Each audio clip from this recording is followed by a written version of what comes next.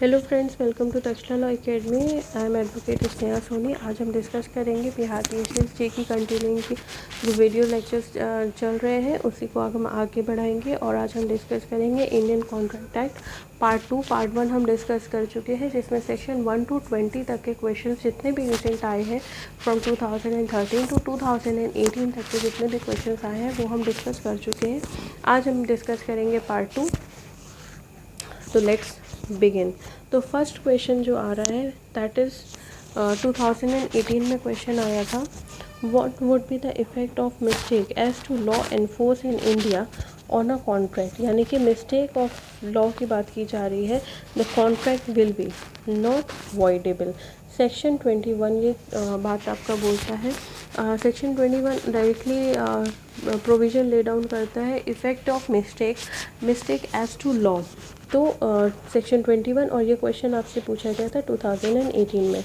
Next question is when both the parties to the agreement are at mistake regarding facts. मतलब facts ही अगर आप उनके mistake कर जा रहे हो तो एग्रीमेंट क्या होगा, एग्रीमेंट वॉइड हो जाएगा अंडर सेक्शन 21। ये क्वेश्चन आया था 2013 में। Next question is A agrees to pay ₹1000 to be without consideration. यानी कि कंसिडरेशन नहीं है, ये ऐसा एग्रीमेंट क्या होगा, ऐसा एग्रीमेंट वॉइड होगा। सेक्शन 25 इलस्ट्रेशन ए है, ये डायरेक्ट आपसे इलस्ट्रेशन पूछा गया था 2013 में। नेक्स्ट क्वेश्चन है A agrees to sell a horse of worth 5000 for ₹1000 to be. A क्या कर रहा है, बी को 5000 का जो हॉर्स था उसे 1000 में सेल कर रहा है। और यहाँ पे इसकी जो ए की कंसेंट है वो फ्री है, फ्री कंसेंट है सेक्शन 14 के अकॉर्डिंग। तो ये कॉन्ट्रैक्ट, ये एग्रीमेंट कैसा होगा, ये एक कॉन्ट्रैक्ट बन जाएगा। और ये सेक्शन 25 इलस्ट्रेशन एफ है। क्वेश्चन आपके 2016 में पूछा गया था।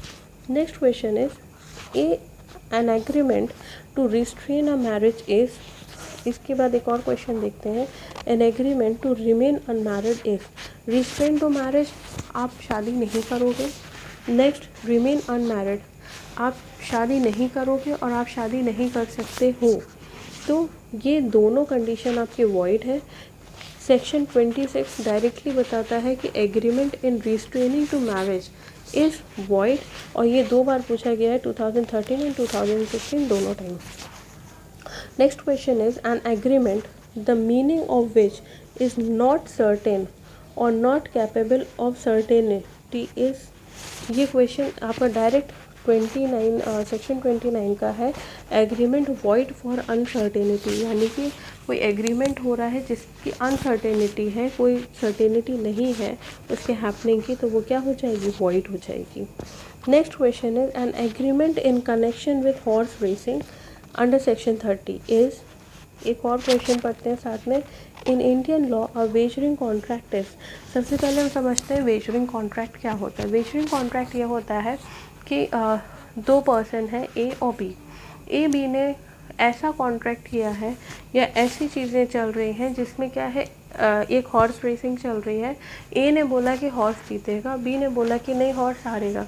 तो दोनों का व्यू क्या है, डिफरेंट है, लेकिन दोनों चीज़ किस पे डिपेंड है, एक फ्यूचर इवेंट पे। क्योंकि हॉर्स रेसिंग चल रही है, जब लास्ट में वो हॉर्स पहुंचेगा, जीता है वो हारा है, it depends upon the future event, that is a wagering contract. अब यहाँ पे पूछा जा रहा है कि हॉर्स रेसिंग जो एग्रीमेंट है वो क्या है, it is valid under section 30। इसका जो एक्सेप्शन जब आप पढ़ेंगे सेक्शन 30 का, agreement by way of wager void है, ये तो इसकी मार्जिनल वर्डिंग है, लेकिन जब आप एक्सेप्शन पढ़ेंगे तब ये समझ में आएगा कि it is valid, horse racing is valid. ये क्वेश्चन 2013 में पूछा गया है। एंड यहाँ पे wagering contract is treated as valid, India में इसको वैलिड माना गया है। सेक्शन 30 2016 में ये क्वेश्चन पूछा गया है। Next question is A agrees with B to trace out secret money for him by way of magic. This agreement is, A ने B से बोला कि मैं तुम्हारे लिए एक सीक्रेट मनी, छुपा हुआ धन ढूंढूंगा बाय मैजिक, जादू से। तो ये कैसा एग्रीमेंट है, it is a void agreement under section 36। 36 क्या बताता है कि agreement contingent to impossible event. भाई जादू से पैसा तो नहीं मिल सकता ना, आप मनी जनरेट नहीं कर सकते, तो that is why it is a impossible event. तो according to 36 section 36 it is a void agreement and ये क्वेश्चन आपसे 2013 में फ्रेम किया गया था। Next question is a contract the performance of which becomes an unlawful और impossible is. Question यहीं तक है, कोई कॉन्ट्रैक्ट है जिसकी परफॉर्मेंस क्या हो गई है, अब अनलॉफुल हो गई है या इम्पॉसिबल हो गई है, तो उसका क्या इफेक्ट होगा, इट विल बी वॉइड। कब से वॉइड होगी, व्हेन परफॉर्मेंस बिकम अनलॉफुल और इम्पॉसिबल। ये एक्सप्रेसली आपसे सेक्शन 56 में बोला गया है, agreement to do impossible act, और ये क्वेश्चन 2013 में आपसे फ्रेम हुआ था। Next question is when the parties to contract agrees to substitute the existing contract with a new contract it is known as, मतलब दोनों पार्टीज हैं, कॉन्ट्रैक्ट हुआ था, अब वो क्या करना चाह रहे हैं, उस कॉन्ट्रैक्ट को हटा के दूसरा कॉन्ट्रैक्ट लाना चाह रहे हैं, न्यू कॉन्ट्रैक्ट बनाना चाह रहे हैं, सब्स्टिट्यूट करना चाह रहे हैं, ऑल्टर करना चाह रहे हैं, it is called novation. Section 62 जो बताता है effect of novation and alteration of contract, और ये क्वेश्चन आपसे 2018 में पूछा गया है। 2018 की एक चीज़ है कि अगर आप मार्जिनल हेडिंग्स को बहुत अच्छे से तैयार कर लेते हैं तो 2018 का जो पूरा पेपर आपका फ्रेम हुआ था it was from the marginal headings only. Next question is a person who finds goods belonging to another and takes them into custody is subject to responsibility in the same way as a oblique n। अब यहाँ पे क्या है, एक person है, उसको एक सामान पड़ा हुआ मिला है, उसने वो सामान अपनी कस्टडी में ले लिया है, अब उसकी रिस्पॉन्सिबिलिटी कैसी बनेगी, तो उसकी रिस्पॉन्सिबिलिटी वैसी ही बनेगी जैसी एक पीली की होती है अंडर सेक्शन 71, और 71 आपको बताता है responsibility of finder of goods. ये क्वेश्चन आपसे 2016 में पूछा गया था।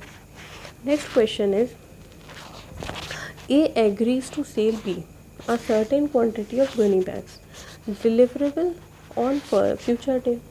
ए ने एग्री किया बी से कि हम आपको गनी बैग्स बेचेंगे, डिलीवर करेंगे एक फ्यूचर डे पे, ठीक, बिफोर द ड्यू डेट, जिस दिन डिलीवरी होनी थी उससे पहले। बी ने क्या किया, assigns his beneficial interest in contract to C. B और सी के बीच में एक कॉन्ट्रैक्ट हुआ और बी ने सी को अपने सारे इंटरेस्ट ट्रांसफर कर दिए। A commits a breach of contract. अब ए ने क्या किया, ब्रीच ऑफ कॉन्ट्रैक्ट कर दिया, ए ने गनी बैग्स डिलीवर नहीं किए। अब सी क्या करेगा, क्योंकि सी अब बी की पोजीशन में है, दोनों के बीच में, बी और सी के बीच में कॉन्ट्रैक्ट हुआ था। अब क्या है, B is in the shoe of C is in the shoe of B, अब वो वही कैरेक्टर होल्ड कर रहा है, तो सी क्या कर सकता है, C is entitled to sue A for damages for not delivering the gunny bag. Section 73 आपका बताता है कंपनसेशन फॉर लॉस और damage caused by breach of contract. इसको हम सेक्शन 37 के साथ पढ़ेंगे, क्योंकि सेक्शन 37 आपका बात करता है जब आप किसी को अपना लीगल रिप्रेजेंटेटिव बना रहे हो या उसको कैरेक्टर दे रहे हो, यहाँ पे सेक्शन 37 बात करता है असाइन करने की। ये क्वेश्चन आपके 2016 में फ्रेम किया गया था। Next question is a sum fixed beforehand as amount of compensation payable in the event of breach of contract is called. Contract बना, उसी में एक क्लॉज में हमने डाल दिया कि अगर ब्रीच ऑफ कॉन्ट्रैक्ट होगा तो ये जो भी पार्टी ब्रीच करेगी वो दूसरी पार्टी को इतना पैसे देगी। ये आपका है liquidated damages and penalty. Section 74 2013 में ये क्वेश्चन पूछा गया था। सेक्शन 74 आपको ले डाउन करता है कि कंपनसेशन फॉर लॉस और damage caused by breach of contract where penalty stipulated for. Next question is indemnity holder.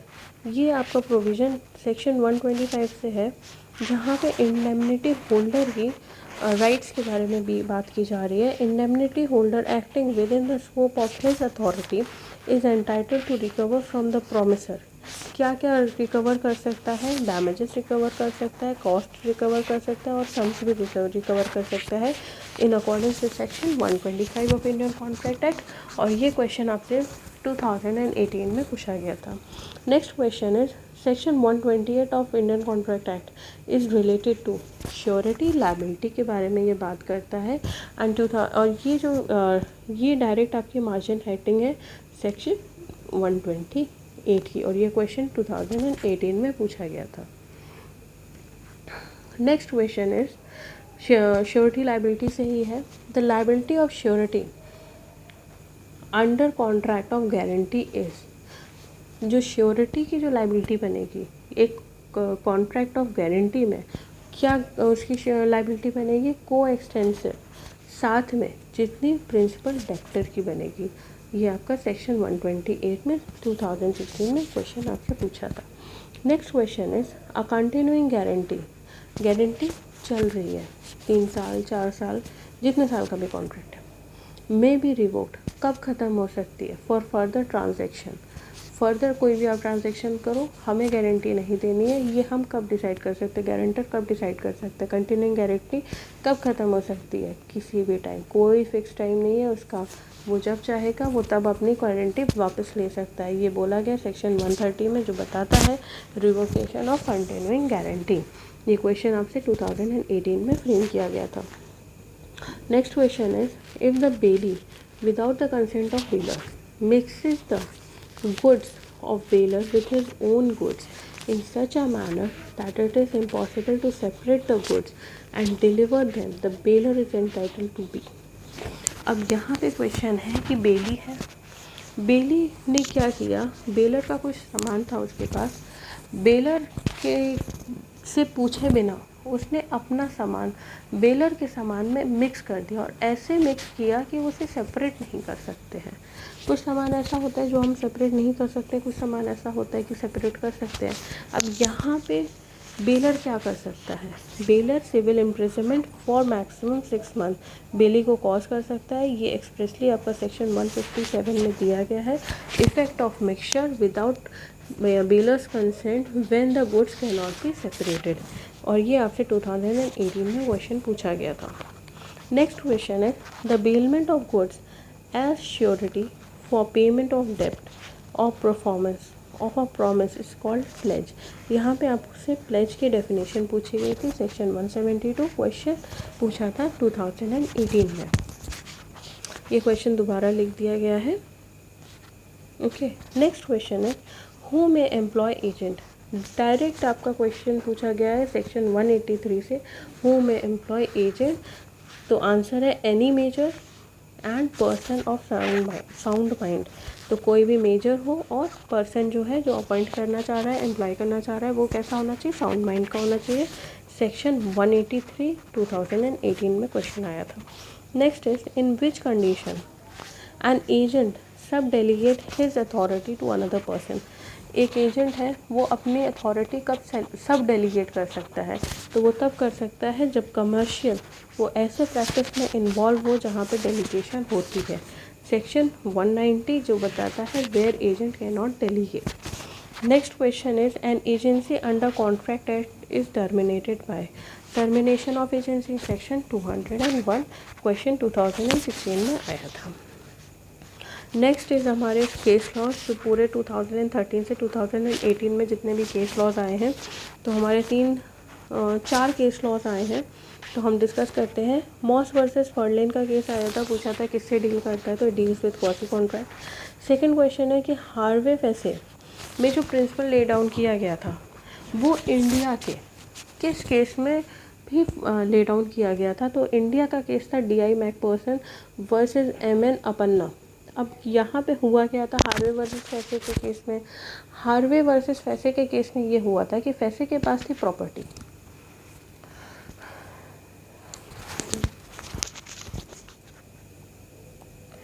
फैसे के पास थी एक प्रॉपर्टी। ओके, हार्वे ने फैसे को किया एक टेलीग्राम, जिसमें पहला क्वेश्चन था will you sell the property. पहले क्वेश्चन पूछा हार्वे ने फैसे से, क्या तुम अपनी प्रॉपर्टी बेचोगे? सेकेंड क्वेश्चन इसने पूछा what is the lowest price. ये दो क्वेश्चन हार्वे ने फैसे से पूछा टेलीग्राम करके। टेलीग्राम करके इसने पूछा। जब टेलीग्राम करके पूछा इसने तो फैसे ने जो रिप्लाई दिया, और फैसे ने रिप्लाई किया कि जो प्रॉपर्टी का प्राइस है, प्राइस ऑफ प्रॉपर्टी, उसने इसका जवाब दे दिया। ठीक, इसने इसका जवाब नहीं दिया। फैसे ने फर्स्ट का क्वेश्चन का जवाब नहीं दिया। हार्वे ने इसके रिस्पॉन्स में बोला कि ठीक है, गेट रेडी द पेपर्स। इसने बोला कि पेपर्स आप तैयार करो। हार्वे ने मना कर दिया कि हम पेपर्स क्यों तैयार करा, हमें प्रॉपर्टी बेचनी ही नहीं है। फैसे ने मना कर दिया कि हमें प्रॉपर्टी नहीं बेचनी। हार्वे ने क्या किया, फैसे को सू कर दिया। अब जब आर्गुमेंट शुरू हुए तो फैसे ने बोला कि मैंने सिर्फ सेकंड क्वेश्चन का आंसर दिया था, मैंने फर्स्ट क्वेश्चन का आंसर नहीं दिया था। हमने बस ये जवाब दिया था कि जो लोएस्ट प्राइस है हमने सिर्फ उसका जवाब दिया है, हमने इसका जवाब नहीं दिया है will you sell the property. हमने इसका जवाब नहीं दिया, हमने सिर्फ इसका जवाब दिया है। तो जो जजमेंट आया वो फैसले के फेवर में आया और उन्होंने बोला कि नहीं, आपने सिर्फ इसी का जवाब दिया है, आपने इसका जवाब नहीं दिया है कि प्रॉपर्टी बेचनी है कि नहीं बेचनी है। तो सेम जो क्वेश्चन था वो हमारा इसमें भी आया था।